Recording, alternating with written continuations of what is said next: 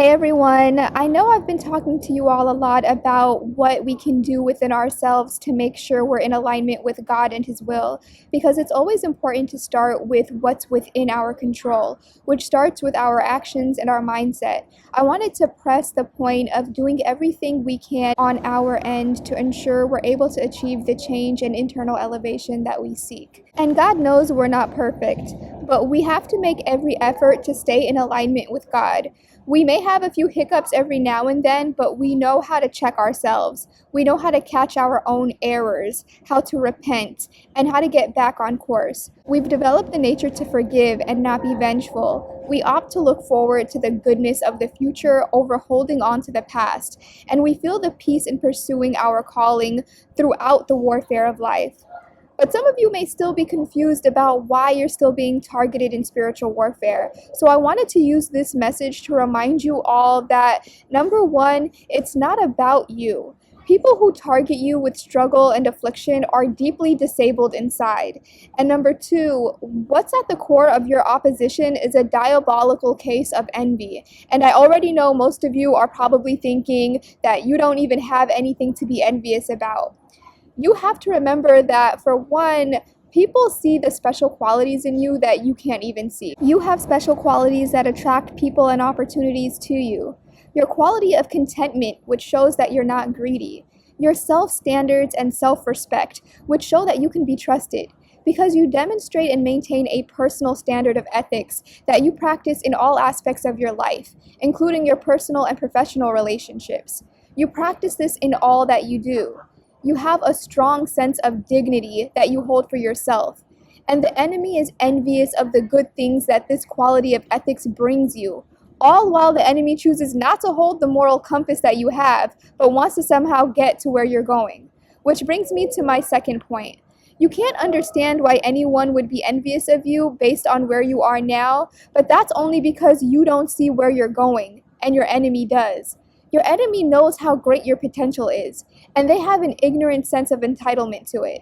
And even though they can never achieve what is not meant for them, they are not led by logic and sensibility, because they've allowed themselves to be used by the devil to afflict you.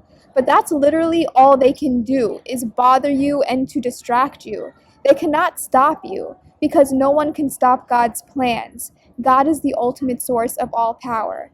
As for the enemy and their antics, God is handling them as we speak. He's letting it all add up for a giant fall. And please remember, those who are teaming up with the devil to afflict you have no protection, because the devil will only use them and then discard them. He will not help them when God decides to handle them and anyone who's helped team up with the enemy. And remember that your enemy has no protection through all this, because the devil favors no one. But I just wanted to address any confusion you might have, because I'm sure you're looking around thinking that you have nothing for anyone to be envious of.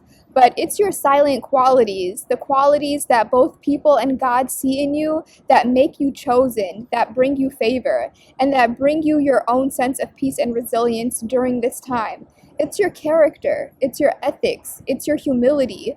Hold on to those qualities. These are the qualities that your enemy both overlooks and envies in you the most. Because while these are the very qualities your enemy takes for granted, these are also the very qualities that are responsible for all the favor coming your way.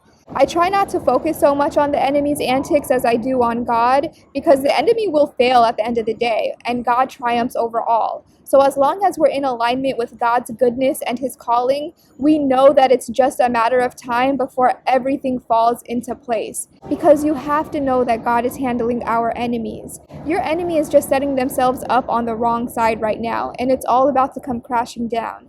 Everything is about to change. Your elevation is coming up, and so is your enemy's annihilation. When you make it out of this, you will be a whole new you. I promise you, your struggles will not be in vain. God is going to make an amazing testimony out of this.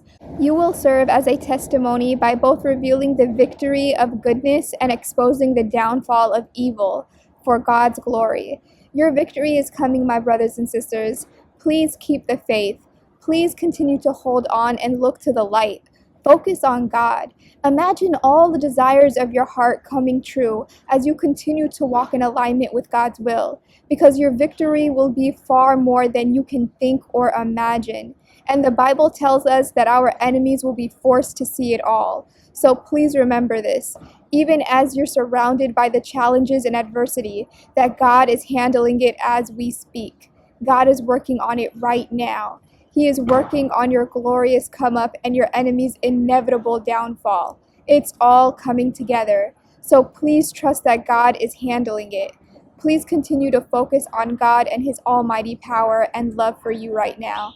Continue to be faithful and resilient. And always remember that God can never fail. He is the ultimate source of all power. I hope this message serves you. If you find my channel helpful, I hope you'll subscribe and turn on your notifications so you don't miss an upload. I post daily, so I'll be back soon. In the meantime, keep your heads up, my brothers and sisters. Stay prayed up. I love you all, and I'll talk to you all again soon. Bye.